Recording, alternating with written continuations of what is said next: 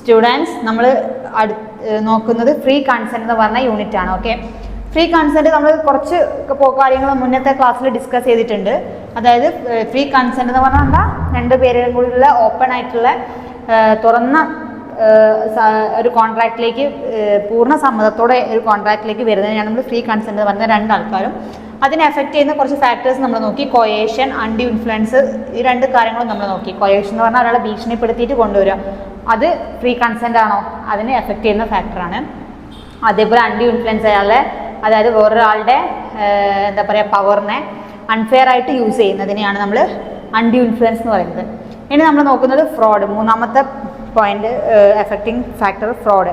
Fraud എന്ന് പറഞ്ഞാൽ എന്താ, fraud simply means willful wrong representation of a fact by made a party to a contract with an intention to deceive other party to.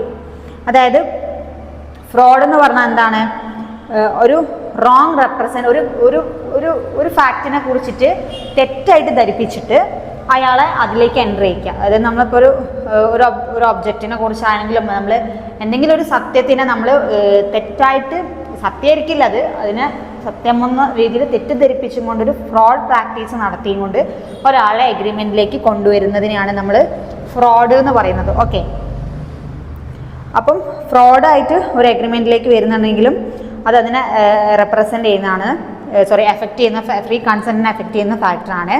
The fraud must be committed by a party to the contract by or anyone with his convenience by his agent. അതായത് ആരാണോ ആ fraud practice ചെയ്യുന്നത്, അത് എന്താണ്, അങ്ങനെ ഒരു കോൺട്രാക്റ്റിലേക്ക് ഒരാൾ enter ചെയ്യുകയാണെന്നുണ്ടെങ്കിൽ ആ കോൺട്രാക്റ്റ് എന്താണ്, വാലിഡ് ആയിരിക്കില്ല. ഓക്കെ, അതേപോലെ the fraud must be committed by the intention to deceive the other party. അതായത് വേറൊരു പാർട്ടീനെ നമ്മൾ ഇതിലേക്ക് കൊണ്ടുവരാൻ വേണ്ടിയിട്ട് നടത്തുന്ന ഒരു ഫ്രോഡ്. അതായത് ഫ്രോഡ് എന്തിനൊക്കെ ചെയ്യാന്നുള്ള കാര്യങ്ങളാണ് നമ്മൾ പറയുന്നത്. അതേപോലെ ഒരു ഏജൻറ്റിനെ കൊണ്ടുവരാൻ വേണ്ടിയിട്ടോ കാര്യങ്ങൾക്കോ വേണ്ടിയിട്ട് നമ്മൾ ഫ്രോഡ് പ്രാക്ടീസ് നടത്താം. അതേപോലെ തന്നെ വേറൊരു പാർട്ടീനെ നമ്മളെ ഒരു എഗ്രിമെൻറ്റിലേക്ക് ഇൻവോൾവ് ചെയ്യിക്കാൻ വേണ്ടിയിട്ട് നമ്മൾ എന്ത് ചെയ്യുക, കമ്മിറ്റ് ചെയ്യുന്നു, ഫ്രോഡ് പ്രാക്ടീസസ് കമ്മിറ്റ് ചെയ്യുന്നത്. There must be a representation of ascertain of it must be false. അതായത് തെറ്റായ ഒരു പ്രസ്താവന നടത്തിയിട്ട് ഒരാളെ എന്താ പറയുക എഗ്രിമെൻറ്റിലേക്ക് എൻ്റർ ചെയ്യിക്കുന്നത്, ഇതൊക്കെ ഫ്രോഡിലേക്ക് വരുന്ന കാര്യങ്ങളാണ്. ഓക്കെ,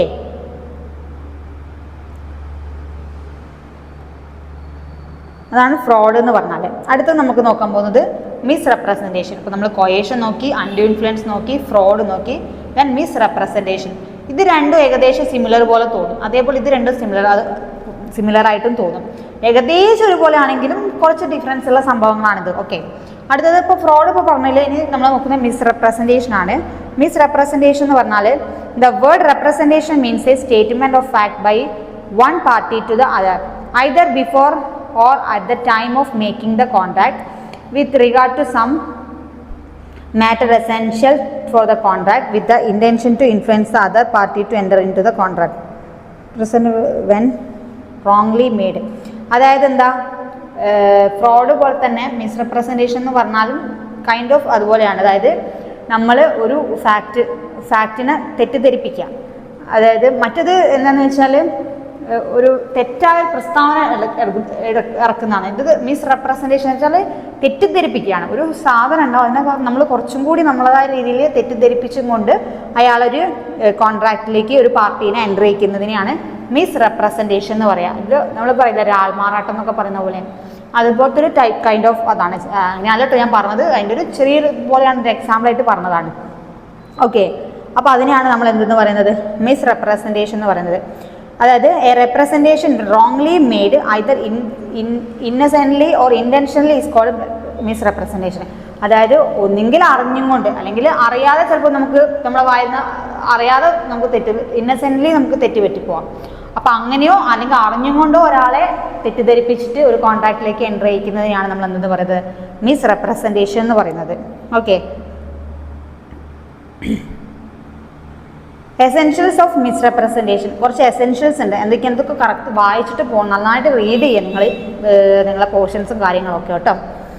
നമ്മൾ പോയിന്റ്സ് മാത്രമേ ഞാൻ ഇവിടെ പറഞ്ഞു തരുന്നുള്ളൂ. Okay, essentials of misrepresentation എന്ന് പറഞ്ഞാൽ the representation should be made innocently honestly believing to be true and without the intention of deceiving the other party. അതായത് നമ്മൾ വിചാരിക്കും, നമുക്ക് അറിയുണ്ടാവില്ല ചിലപ്പോൾ നമ്മൾ സത്യസന്ധമാണ്, പറയുന്നത് ശരിയാണ്, ട്രൂ ആണ്, ഹോണസ്റ്റ് ആണെന്ന് വിശ്വസിച്ചിരുമ്പോൾ ഒരു അതർ പാർട്ടീനെ നമ്മൾ എന്ത് ചെയ്യാം, ഒരു അഗ്രിമെൻറ്റിലേക്ക് കൊണ്ടുവരുന്നത്. അതേപോലെ misrepresentation should be a fact material to the contract. ഒരു എന്താ പറയുക, കോൺട്രാക്റ്റിൻ്റെ മെറ്റീരിയൽ ഫാക്റ്റ് ആയിരിക്കണം അത്. ഓക്കെ, അതായത് എന്താ പറയുക, അതിലെ ഒബ്ജക്റ്റും കാര്യങ്ങളൊക്കെ എന്താ പറയുക സത്യസന്ധം ഉള്ളതായിരിക്കും നമ്മൾ തെറ്റിദ്ധരിക്കുന്നതിനെയാണ്.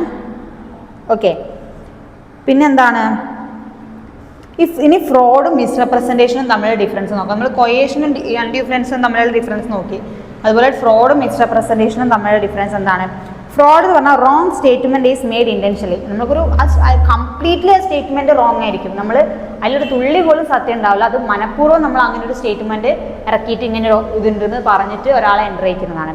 മിസ്റെപ്രസെൻറ്റേഷൻ എന്ന് പറഞ്ഞാൽ എന്താ? Wrong statement is made innocently. നമുക്ക് ഇന്നസെൻ്റ് ആയിട്ട് നമുക്കറിയാതെ നമുക്ക് ഒരു സ്റ്റേറ്റ്മെൻറ്റ് റോങ് ആയി പോവുക, അല്ലെങ്കിൽ ഉണ്ടായ സ്റ്റേറ്റ്മെൻറ്റിൽ നമ്മൾ എന്തെങ്കിലും അറിയാതെ നമ്മളെ വായിൽ നിന്നൊക്കെ ഒരു കള്ളത്തരം വന്നു പോകുന്നത്.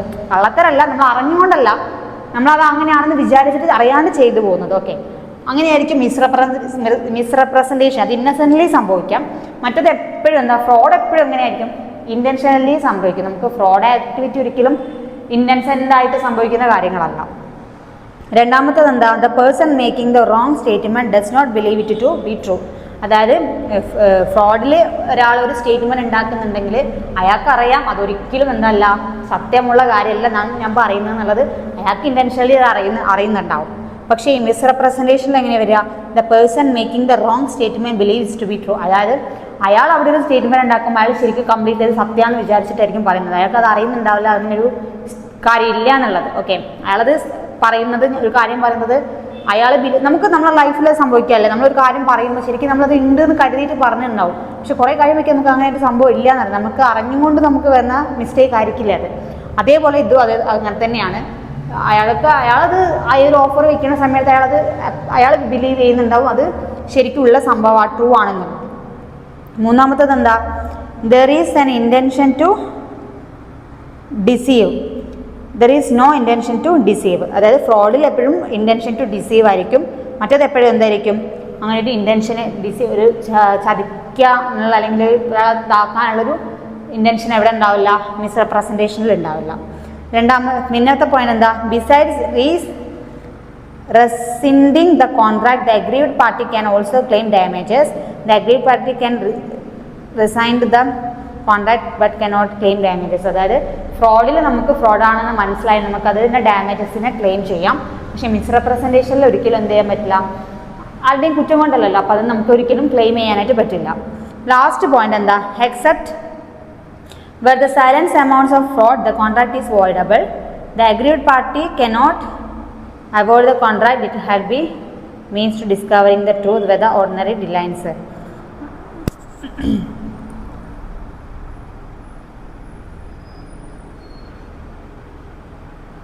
അതായത് ഫ്രോഡിൽ എപ്പോഴും എന്തായിരിക്കും, ദ കോൺട്രാക്ട് വോയിഡബിൾ ആയിരിക്കും. കോൺട്രാക്ട് എപ്പോഴും എന്തായിരിക്കും, വോയിഡ് ആയിരിക്കും. അത് മുന്നോട്ട് കൊണ്ടുപോകാൻ പറ്റാത്ത ഫ്രോഡാണെന്ന് തിരിച്ചറിഞ്ഞാൽ അപ്പം തന്നെ അതെന്തായിരിക്കും, വോയിഡ് ആയിരിക്കും, മാറും. വേറെ മിസ്റെപ്രസെൻറ്റേഷനിൽ എങ്ങനെയായിരിക്കും? The agreed party cannot avoid the contract. അതായത് കോൺട്രാക്ട് നമുക്ക് അവോയ്ഡ് ചെയ്യേണ്ട ആവശ്യം വരുന്നില്ല, നമുക്കതിനെ ലീഗലി തന്നെ മുന്നോട്ട് മൂവ് ചെയ്യാം. നമുക്ക് അറിഞ്ഞുകൊണ്ടൊരു മിസ്റ്റേക്ക് ചെയ്തതല്ലല്ലോ, ഇൻറ്റൻഷനലി ചെയ്തതല്ലാത്തതുകൊണ്ട് നമുക്ക് അതിനത് വോയിഡായിട്ട് കണക്കാക്കേണ്ട. പക്ഷേ ഫ്രോഡ് എപ്പോഴും എന്തായിരിക്കും, ഫ്രോഡ് ഡിറ്റക്റ്റ് ചെയ്ത് കഴിഞ്ഞാൽ അത് എപ്പോഴും കോൺട്രാക്ട് എന്തായിരിക്കും, വോയിഡ് ആയിരിക്കും. അപ്പോൾ ഇത്രയും ഡിഫറൻസ് ആണ്, 5 ഡിഫറൻസ് ഇതിലും പഠിച്ചു, നമ്മൾ ഇതിലും പഠിച്ചു ഉള്ളത്. ഇനി ലാസ്റ്റ് നമ്മൾ മിസ്റ്റേക്ക്, ഫ്രീ കൺസെൻറ്റിനെ അഫക്റ്റ് ചെയ്യുന്ന ലാസ്റ്റ് പോയിൻ്റാണ് മിസ്റ്റേക്ക്. മിസ്റ്റേക്ക് എന്താ? മിസ്റ്റേക്ക് പറ്റും. അതായത് മിസ്റ്റേക്ക് എന്ന് പറഞ്ഞാൽ എന്താണ്? Mistake may be defined as the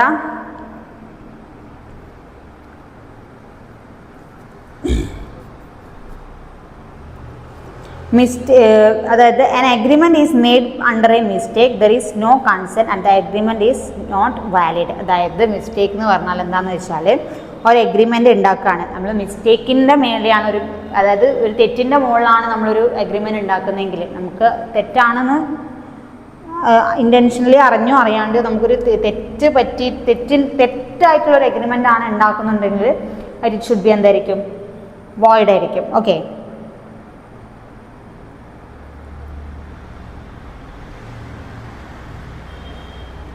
അതിൽ നമുക്ക് ടൈപ്സ് ഓഫ് മിസ്റ്റേക്സ് ഉണ്ട്.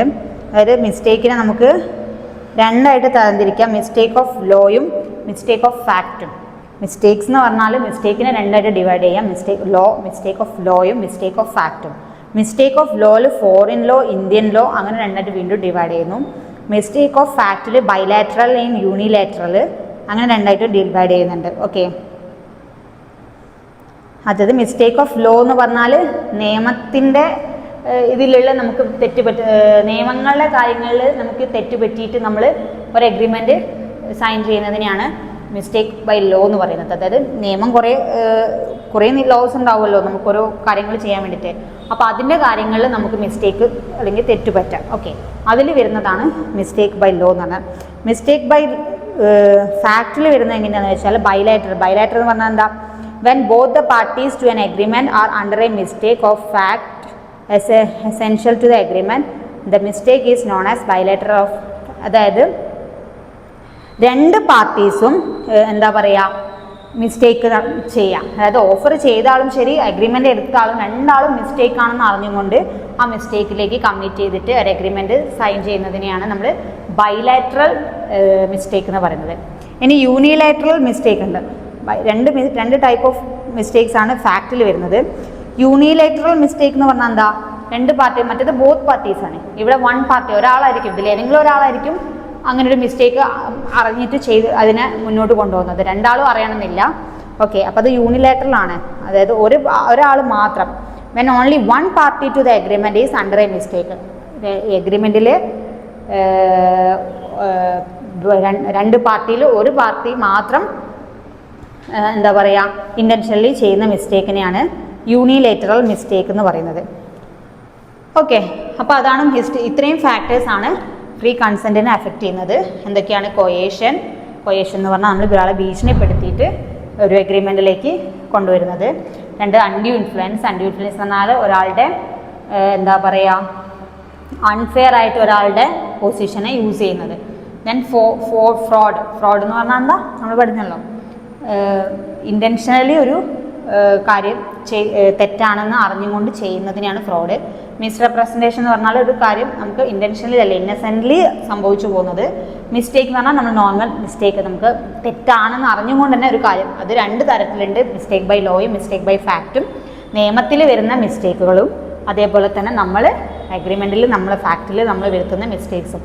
അങ്ങനെ 5 ഫാക്ടേഴ്സാണ് ഫ്രീ കൺസെൻറ്റിനെ അഫക്റ്റ് ചെയ്യുന്ന 5 ഫാക്ടേഴ്സ്. ഓക്കെ, ഇത് നോക്കിയിട്ട് പോവാം, ഇതിൻ്റെ ഡിഫറൻസും കാര്യങ്ങളും നോക്കാം. ഓക്കെ, ദെൻ എഫക്റ്റ് ഓഫ് മിസ്റ്റേക്കിനെ അഫക്റ്റ് ചെയ്യുന്ന ഫാക്ടേഴ്സ് എന്തൊക്കെയാണ്? Where the both parties to an agreement are under a mistake as to matter of fact essential to the agreement. അതായത് രണ്ട് പാർട്ടീസും എന്താ പറയുക മിസ്റ്റേക്ക് ചെയ്യുക, അത് നമ്മളൊരു അഗ്രിമെൻറ്റിനെ എന്താ പറ്റുക, അഗ്രിമെൻറ്റ് വോയിഡ് ആക്കുക. രണ്ടാൾക്കാരും അറിഞ്ഞുകൊണ്ടൊരു മിസ്റ്റേക്ക് ചെയ്യുന്നതിനെ മിസ്റ്റേക്കാണെന്ന് മനസ്സിലാക്കിയും ഒരു അഗ്രിമെൻറ്റിലേക്ക് എൻ്റർ ചെയ്യുന്നതിന് അത് വോയിഡ് ആവുന്നു. And the most case of unilateral mistake the contract is not void. അതായത് യൂണിലേറ്ററൽ മിസ്റ്റേക്ക് ആണ് സംഭവിക്കുന്നത്, ഇതിൽ ഒരാൾ മാത്രമാണ് അറിഞ്ഞിട്ട് മിസ്റ്റേക്കിലേക്ക് വരുന്നതെങ്കിൽ ആ എഗ്രിമെൻറ്റ് എന്തായിരിക്കും, വോയിഡ് ആവില്ല, മറ്റത് കംപ്ലീറ്റ്ലി വോയിഡ് ആയിപ്പോവും. Then any person who has received any advantages under such agreement, he is bound to restore it or to make compensation. അതായത് എഗ്രിമെൻറ്റിൽ ഏതെങ്കിലും ഒരു പേഴ്സണാണ് ലാഭവും കാര്യങ്ങളൊക്കെ കിട്ടിയിട്ടുണ്ടെന്നുണ്ടെങ്കിൽ അയാൾ അത് മിസ്റ്റേക്കാണെന്ന് മനസ്സിലാവുന്ന സമയത്ത് അതിന് എന്താ പറയുക കോമ്പൻസേഷൻ കൊടുക്കാൻ വേണ്ടി വില്ലിങ് ആയിരിക്കും. ഓക്കെ, അപ്പോൾ ഇത്രയും ഫാക്ടേഴ്സാണ് മിസ്റ്റേക്കിൽ അഫക്റ്റ് ചെയ്യുന്ന ഫാക്ടേഴ്സ്.